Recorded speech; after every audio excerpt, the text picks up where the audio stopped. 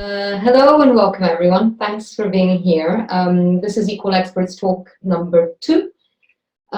It's the one that's produced out of Lisbon, and that's where I work. So my name is Giovanna Faso. Everyone calls me Gio for a series of reasons, including the one that people end up calling me Giovanni, which in the translation is John, and I don't fancy that. I work as a consultant here in Equal Experts in Portugal.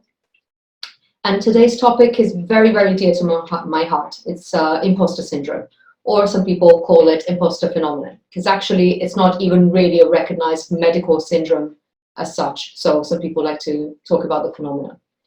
But before we start, I would really like to ask you to get comfortable, get really quite, show me that you're going to be a little bit vulnerable, even if remotely, because I'm going to tell you a little bit of a story or a series of stories that are going to make me very vulnerable at this moment. Then later, after the story, what we're going to do is that there's going to be a test where you can self-test and work out how much of a fraudster you are, which I hope or believe everyone in this room thinks they are, or knows someone who's definitely telling a lie at some point. So I just wanted to wait a couple minutes, make sure everyone's okay. And yeah, and then we'll start. Drink something now. I have 2 cats which might appear randomly in the video. I'm going to try and get them to move. One of them is particularly heavy and fat, and he doesn't like being told what to do. The other one is a little bit aggressive. So yeah, depending on how I'm feeling, I might actually try and move them. If not, I'm sorry. And cats have Post-its as well? The cat might carry a Post-it or 2, yeah, might. Okay, right, let's start. So, imposter syndrome. This is very, very dear to my heart, but there's 3 quotes that I found to be perfect to frame the topic. And I want to read them out to you. I'm going to read them so that I'm not butchering them. So, the first one is from a poet. His name is Bukowski, and he says, "We're all gonna die, all of us. What a circus. That alone should make us love each other, but it doesn't. We're terrorized and flattened by our trivialities." I know it's a little bit dark, even given the time, maybe not the good time, but Bukowski, that's him.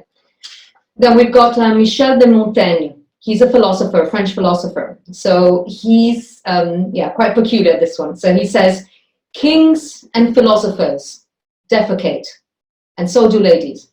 And in fact, my cats will probably defecate at some point, and they usually do it in this corner and that corner. So again, if you see me pull a face, it's nothing that I see, it's just something I smell. Last but not least, you have a Chinese philosopher. His name is Lao Tzu. And Lao Tzu was one of the founding fathers of Taoism. And he says, "When you are content to be simply yourself and don't compare or compete, everyone will respect you." Which to me sounds pretty novel as an idea. So I'm thinking, hang on a second. I don't have to do anything to be respected. I can just be me and the magic should happen. I mean, simply said, that's not exactly been my experience, but good quotes, right? Good quotes, probably in good books, but frankly, I've got to tell you the truth. I would not know. I have a little problem. I skim read. I cannot read full books from start to end. It's just been my thing ever since I was young. I mean, university, school, any subject that required heavy reading from top to bottom, I was just struggling. Basically, I really needed the time to be able to read a paragraph, sit on it a little bit, read it again, and then make it my own and handle it and build my own concept on that. But there was no time for me to do this. And frankly, having a sister like mine, which is a total bookworm, she would devour books like there was no tomorrow. It really did help. So let's say that the art of skim reading wasn't one that was very respected in my household. And certainly it's not one that's well respected today. I mean, don't get me wrong, I love books. I have lots of books. This is only a part of my library that I have very carefully curated behind here, as well as here. But I'm telling you, I've got all the right books. I've got all of them. I mean, besides the How to Poo at Work, which is a useful book, let's say more functional, but I do have like the Media Training Bible, Disciplined Agile Delivery.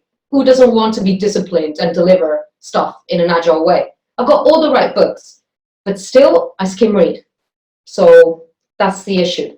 I just can't get over the fact that I'm just not a genius and I cannot read something from start to end. And this is the imposter type number 1. It's a natural genius. So the natural genius is someone who needs to get it right the first time around, and anything this person does, he or she will get it right, will make sure. And if they don't get it right, if they're not thorough, they experience this as total failure and therefore feel lots of shame. So how do I cope with this fact of skim reading? Well, let's say that I decided that maybe books are something I enjoy, I read parts of, but vinyl and records, this is the stuff that I don't skim read at all.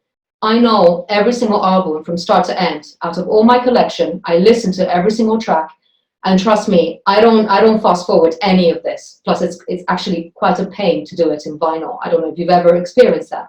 So I can tell you, I can recognize vinyl covers from a distance. Most vinyl covers I can. And for a particular genre of music, I can even tell you who the producer, who the artist is, and when it was released within the first 8 bars of that track playing. But let's be honest, this stuff isn't going to get me a job out there. I'm not going to be able to say my 8-bar recognition skills have really made it for me, you know. So clearly music has been a very big part of my life. I don't know, some of you might know, some of you might not know, but I DJ'd for a very long time, almost 20 years. I did all kinds of gigs. I did gigs in small clubs. I did gigs in very large festivals. I played to, 50 people where they were 50 because it didn't go well, or 50 because it was meant to be only 50, all the way to 1,000, 2,000 people. I DJ'd in the UK, in Spain, in the US, all over the world. But it was one night in 2007 in Helsinki where I actually realized, man, I think I have an issue. I was totally crippled by stage fright. I had done it so many times before, but that night, I don't know, I just didn't want to go on stage. Eventually, I ended up on stage, I did my first mix, and after the first mix, I quickly hid away. I hid behind the decks. I made myself so small, and I led people to think that I was going to choose the next track. I wasn't choosing. I was shitting myself. I was scared. I was really fearful. I'd just been exposed as a fraud. I'd realized, everyone knows, I can't mix. It's happened. I've chosen the wrong tracks. I've introduced them at the wrong time. The bass sounds really floppy, and no one wants a floppy bass in a drum and bass festival, for sure. And I realized I'm not perfect at all. And this is imposter type number 2. It's the perfectionist. The perfectionist is someone who experiences any minor flaw as a total disaster and failure. And this, I would say, is quite common, at least in the industry where we work, engineering and product teams. If you don't get it, all of it right, then, I mean, you should pack your bags and go do something else.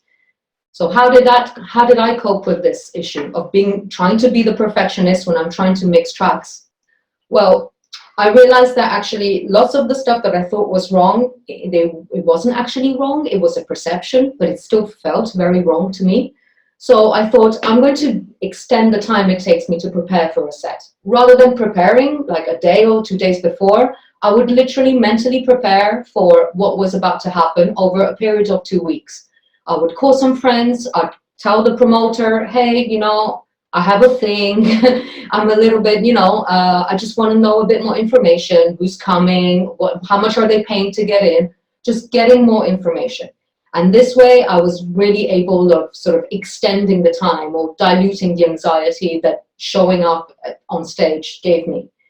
And actually this happened today for today's talk. So today's talk has meant me taking a day off work all of today, me doing at least 4 dry runs with a whole selection of people that I felt not just necessarily friends. I mean, just a selection of people that I felt could give me really good feedback and be really constructive.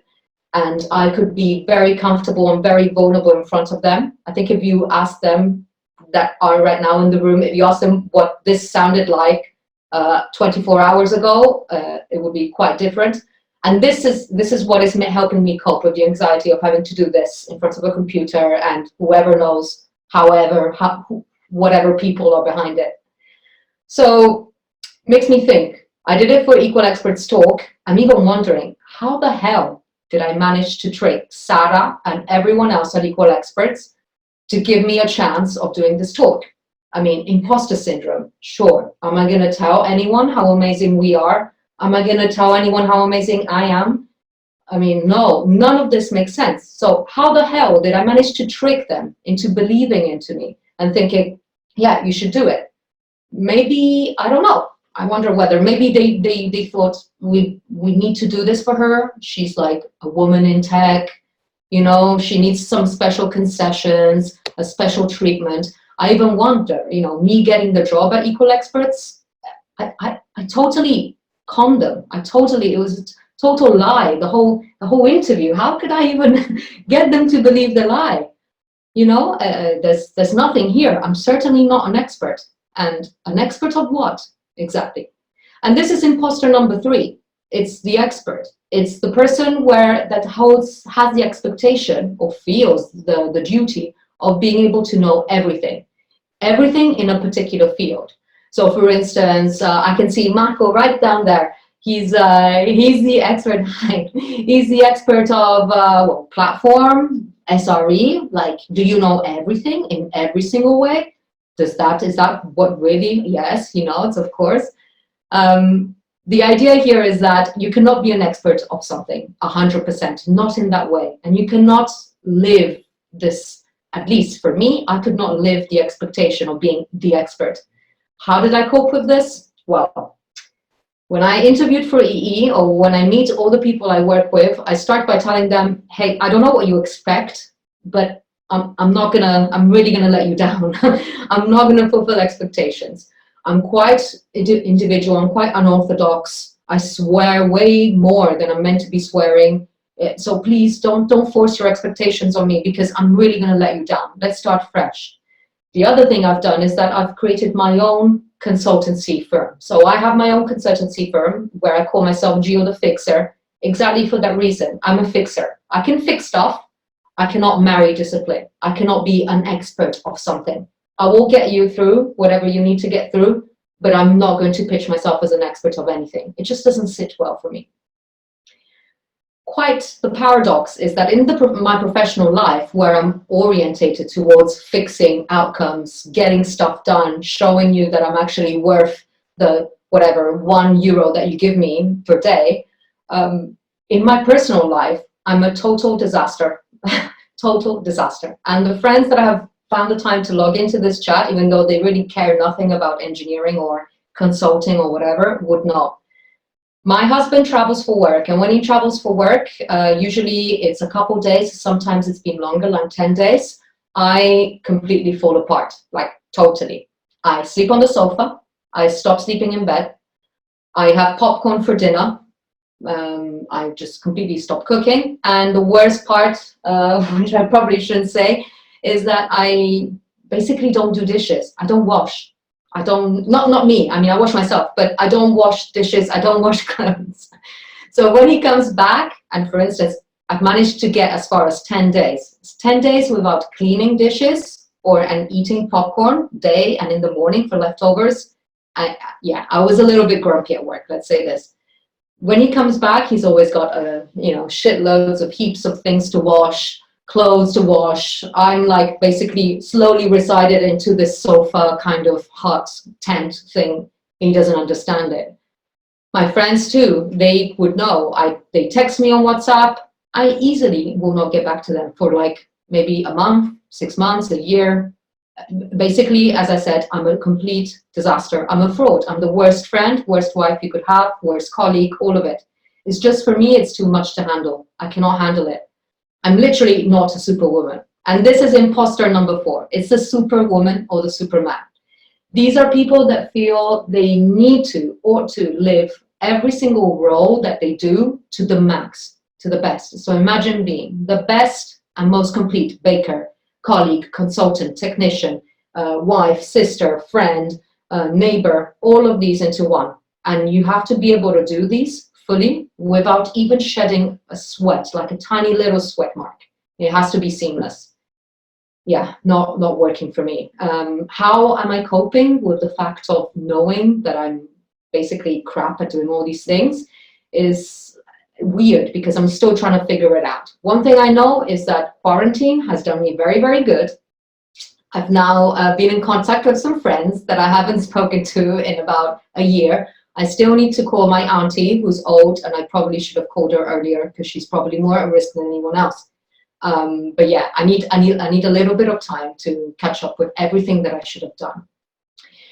Luck is also handy. I've been lucky at work as well. So to be honest, in most of the jobs and clients that I work with, I'm sort of catapulted into engineering teams or technology firms. And it's not necessarily an initially comfortable place to be. I'm very confident, don't get me wrong. The people that I've worked with in this call probably could vouch easily for that. I'm the one who raises my hand. I'm the one who calls bullshit all the time. I'm strong. I sound like a leader. I want to be that leader. But inside, it's completely different. I'm in an engineering company. When I say I work in engineering, I usually get the look of, what? And I'm like, yeah, that's it. The puzzled faces come from the fact that I cannot work in engineering because I don't have an engineering degree. This seems to be the most important thing in this business. And I wonder, is it okay for me to belong? Can I join the club? Maybe I need to go through programming school. Maybe I need to find a university that will really help me get through this. Is it okay for me to carry it in the title? Should I call myself something else so that I don't tarnish, the club, the engineering club? And yeah, to be honest, the work that I do is primarily around working with people and delivery. Both of these things happen and are present in engineering teams. And what I have is the luck of being able to work with the most amazing team around me. So I really rely on whether it's managers, leads, just even engineers to be able to sort of beef up the information that I need. I mean, don't get me wrong. I know how the internet works, right? Like I know how things work. And I even sound really stupid explaining this to you right now because I should not be saying this, but it's, so many people out there assume that because you're not an engineer, you simply are going to be clueless and you're going to make wild decisions about people, process, and stack, which to me still sounds insane. So every day I go through this. Every day I question myself whether I'm allowed, whether it's okay for me to be in engineering, being a leader in engineering, but not necessarily a one-woman band. Or as Sarah would know, you have the unicorns that people try to hire, they are perfect leaders, they're coaches, they also are the perfect people at doing TDD, they're amazing at pairing. I mean, who are these people? Who the hell are these people? Where are you? And this is the last type of imposter type that I wanted to introduce to you tonight. It's called the soloist. In fact, not being able to code and having to rely on people to be able to fully get the full job done makes me the biggest failure in the view of a soloist imposter type. The soloist is expected to do everything themselves. And if they can't do everything themselves seamlessly without even having a little bit of doubt or even asking a little bit for help, then they're a complete failure. How I cope with this, again, I've got to say it, I build strong teams around me. I know how to pick people that I really know are going to work well, are going to make me look great and feel great, and I'm going to make them look great and feel great.